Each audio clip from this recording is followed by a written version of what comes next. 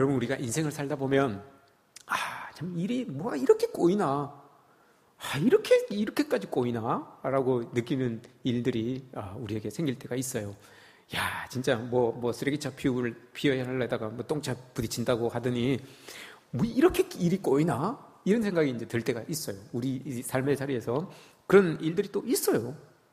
오늘 본문에서 다윗이 이제 그런 걸 고백하잖아요. 다윗이 고백을 합니다. 다윗의 인생이 그랬던 것 같아요. 그래서 다윗이 그걸 시로 표현했는데 이렇게 이야기를 합니다. 기가 막힐 웅덩이에 내가 빠졌습니다. 기가 막힐 웅덩이와 수렁에 내가 빠졌습니다. 라고 이렇게 이야기해요. 참 기가 막히다. 이 말은 여러분 두 가지의 의미가 있죠. 그죠? 기가 막히네. 어떤 의미입니까, 여러분? 야, 참 저거 참 기가 막힌다. 아름다운 광경을 딱 보고 야, 기가 막힌다. 무슨 뜻이에요, 여러분? 너무너무 좋은 거잖아요. 너무너무 형용할 수 없이 좋은 거예요. 그런데 어떤 어려운 일을 탁 만났어요. 그때 여러분, 기가 막힐 노릇이다. 이렇게 할 때는 여러분, 그건 뭔가요? 도저히 성경에서 여러분, 기가 막히다라고 이야기할 때, 특별히 수렁과 같이, 웅덩이와 같이 기가 막히다라고 이야기할 때, 그 의미는 내 힘으로는 도저히 빠져나올 수가 없구나. 도저히 나에게서 내가 빠진 이 웅덩이에서, 이 수렁에서 내가 힘을 쓸 수가 없구나. 이 말이 여러분 기가 막히다라고 하는 뜻이에요. 성경에서 쓸 때 수렁과 웅덩이와 같이 쓸 때 요 기가 막히다라고 하는 뜻은 이런 뜻이에요. 다윗이 지금 그런 상황에 처해 있다는 거죠. 내 힘으로는, 내 능력으로는 도저히 벗어날 수 없는 그 상황에 다윗이 이렇게 지금 들어가 있는 거예요. 웅덩이 하면 여러분 성경에서 우리가 딱 떠오르는 사람이 한 3명 정도 있습니다. 누구겠습니까? 여러분, 웅덩이, 우물 하면 딱 떠오르는 사람이 요셉. 또 여러분하고 저하고 좀 다르네. 저는 웅덩이 딱 하니까 누가 제일 처음에 딱 떠올랐는가 하면 예레미야가 저는 딱 떠올랐어요. 예레미야가 딱 떠올랐어요. 여러분들은 요셉, 이삭, 그죠? 이삭은 우물이잖아요. 근데 여기서 이야기하고 있는 웅덩이라고 하는 것은 히브리어로 보면 무덤이라고 하는 뜻이에요. 무덤이라고 하는 뜻이에요. 왜 웅덩이가 왜 무덤일까? 이런 생각을 할 수 있잖아요. 웅덩이가 무덤인가? 그만큼 웅덩이에 빠지면 죽을만 내 목숨이 죽었다라고 생각되는 거예요. 이제 끝났네. 이걸 생각하게 하니까 웅덩이인 거예요. 웅덩이가 무덤이라는 의미를 가지고 있어요. 예레미야가 여러분 시드기야 때에 이 시드기야가 통치하고 있는 예루살렘에, 이스라엘에 바벨론이 쳐들어옵니다. 바벨론이 쳐들어와서 이 시드기야가 애굽에다가 도움을 요청합니다. 우리 좀 도와주세요. 도와줘갖고 우리 좀 이겨냅시다. 라고 이렇게 이야기를 합니다.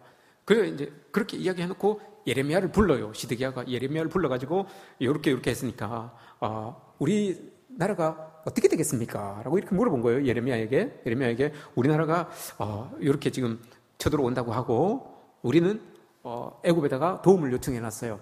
어떻게 될 것 같아요? 라고 예레미야에게, 선지자니까 예레미야에게 물어봤어요. 예레미야가 솔직하게 대답을 합니다. 우리 저요. 라고 이렇게 이야기를 했어요. 예루살렘이 망합니다. 그런데 항복하는 사람들은 삽니다. 예레미야가 이렇게 이야기를 했어요. 시드기야 왕이 여러분 그 소리를 듣고 기분이 좋았을까요? 나빴을까요? 자기는 우리 이깁니다. 이 소리를 듣기 위해서 예레미야를 부른 거거든요. 근데 예레미야가 우리 져요. 우리 망해요. 항복하는 사람들만 살아요. 이렇게 이야기를 한 거예요. 그랬더니 시드기야가 기분이 나빠가지고 예레미야를 잡아들입니다. 잡아들여가지고 왕자의 집 뜰에 있는 웅덩이에다가 거기다가 집어넣어요. 근데 거기 집어넣을 때 여러분 어떻게 집어넣습니까?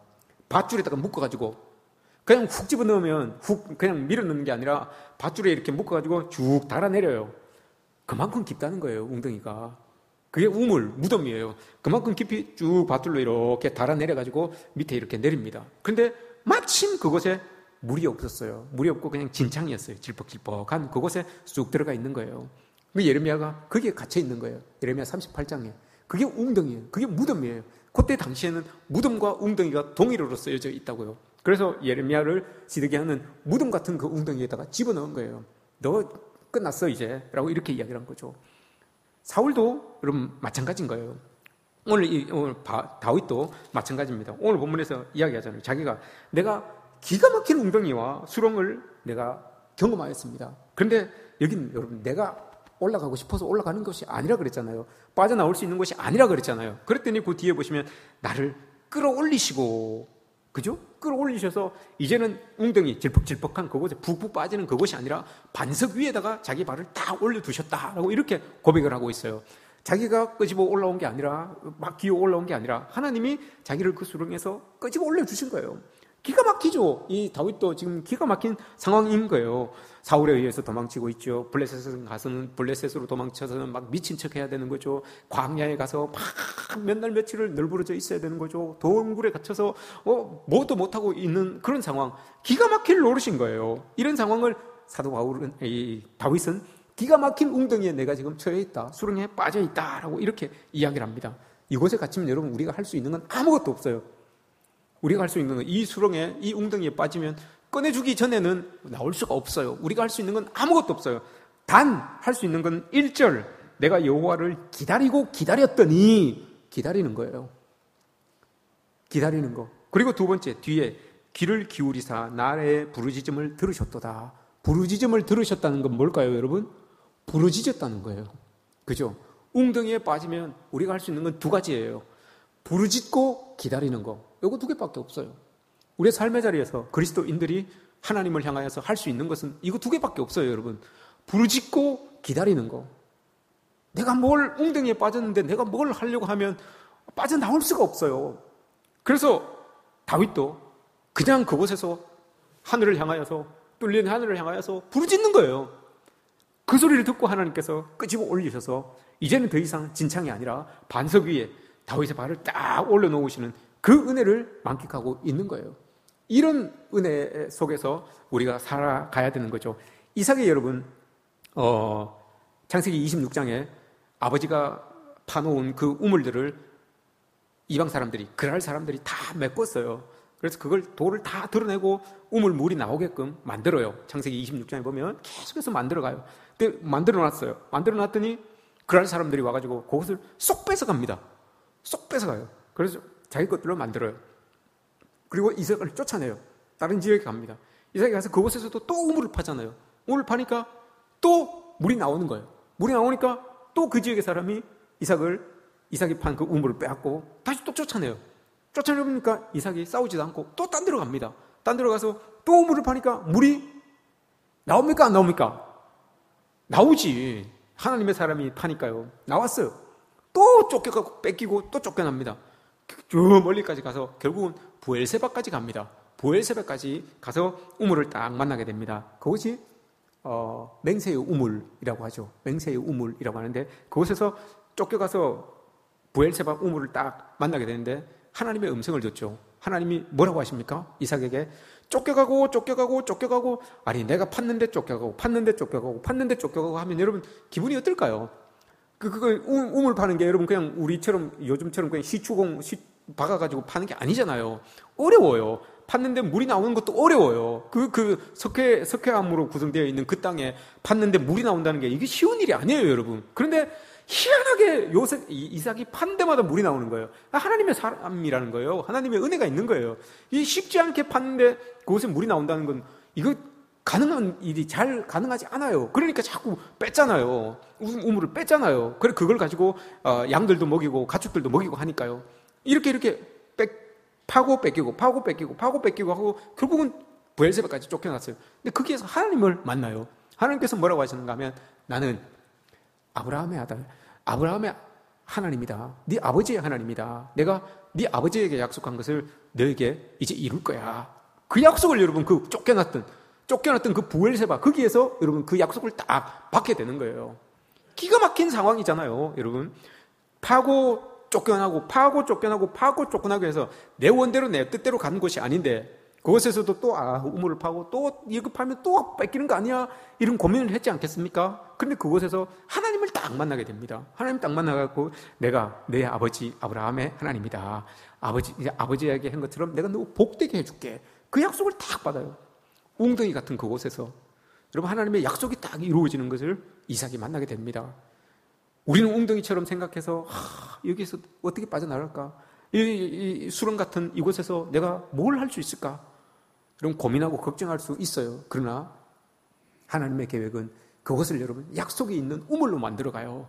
우리가 빠져있는 웅덩이, 그것을 하나님은 약속이 있는 우물로 만들어 가시는 분이 바로 하나님이에요. 이 하나님을 여러분 우리가 믿고 나가는 겁니다. 이 하나님을 믿으시기 바랍니다. 브엘세바가 또 의미가 있는 것은 아브라함의 아내가 몇 명이었습니까? 아브라함의 공식적인 아내가 몇 명이었습니까? 우리가 알고 있는 공식적인 아내가 여러 명 있죠. 여러 명 있다고 합시다. 괜히 머리 쓰지 마세요. 여러 명 있어요. 여러 명 있는데 첫 번째 아내가 아기가 없었잖아요. 그죠? 아이가 없었어요. 그래서 자기 종에게 아브라함과 동침해서 아이를 갖게 합니다. 그죠? 아이를 갖게 합니다. 아이를 갖게 하고 난 다음에 그 아이를 가지니까 그 하갈이라고 하는 여인이 막 자기를 관시하잖아요. 그리고 난 다음에 나중에 하나님의 은혜로 그 사라가 아기를 가지게 됩니다. 그러더니 하갈과 그 하갈에게서 낳은 아들 이름이 뭐예요? 이스마엘이에요. 그죠? 그걸 쫓아내잖아요. 보따리 한 개 들고 물통 하나 쥐고 쫓아내버려요. 엉엉 울면서 가요. 그 아들하고 엄마하고 엉엉 울면서 갑니다. 아니 이럴 수가 있어 말이야. 내가 아브라함을 꼬셔서 아기 놓은 것도 아니고 자기가 들어가서 놀라고 해갖고 내가 들어가서 아기를 낳았는데 지가 아기 생겼다고 나 쫓아낸 거야. 이거 무슨 이런 기가 막힌 상황이 나한테 있냔 말이야. 그러면서 엉엉 울면서 가요. 그래서 물도 다 떨어지고 밥 먹을 것도 다 떨어지고 해갖고 죽으려고 딱 마음을 먹고 있었죠. 그런데 하나님께서 그 하갈을 찾아가셔요. 버려진 그곳으로 하나님께서 찾아가세요. 죽으려고 딱 마음 먹고 있었는데 찾아가세요. 그것이 여러분 브엘세바예요. 그 하갈이 하나님을 만난 곳, 하나님이 하갈을 찾아가서 만나주신 것, 그것이 브엘세바예요. 기가 막힌 웅덩이 속으로 밀려 들어갔는데 하갈이, 근데 하나님이 그곳에 찾아가 주셔서 맹세의 우물, 하나님의 언약, 하나님의 은혜가 베풀어지는 우물로 바꿔주신 거예요. 이게 하갈에게 나타난 하나님의 은혜예요. 우리도 여러분 삶을 살아가다 보면 내 뜻으로, 내 잘못으로 그럴 수도 있고, 아니면 밀려서라도 어떤 세상 시류에 밀려서라도 그럴 수도 있고, 나도 모르게 웅덩이 속으로 점점 이렇게 빠져들어갈 때가 있어요. 헤어나오지 못하는 웅덩이 속으로 빠져들어갈 때가 있어요. 근데 여러분 하나님께서 그곳에 쭉 찾아오셔서 우리를 끄집어내시는 거예요. 그 웅덩이에서 우리를 끄집어내셔서 그곳에서 여러분 은혜의 물이 나올 수 있도록, 은혜의 우물이 나올 수 있도록, 하나님의 계획하심에 우물이 나올 수 있도록 만들어주시는 분, 이분이 바로 여러분 우리가 믿고 의지하는 하나님이에요. 이런 하나님이 여러분 우리의 하나님이잖아요. 그러면 다윗이 고백했던 것처럼 기가 막힌 웅덩이라고 했어요. 그죠? 기가 막힌 웅덩이라고 이렇게 이야기를 했는데, 그 하나님의 은혜를 그곳에서 여러분 탁 발견하면 그것이 어떻게 됩니까? 기가 막힌 웅덩이라고 이렇게 이야기를 했는데, 하나님의 은혜를 그곳에서 딱 체험하면 기가 막힌 우물이 되는 거예요. 느껴지십니까? 기가 막힌 웅덩이. 야, 어떻게 이럴 수가 있나? 이건데 여러분, 뒤에서는 기가 막힌 우물이에요.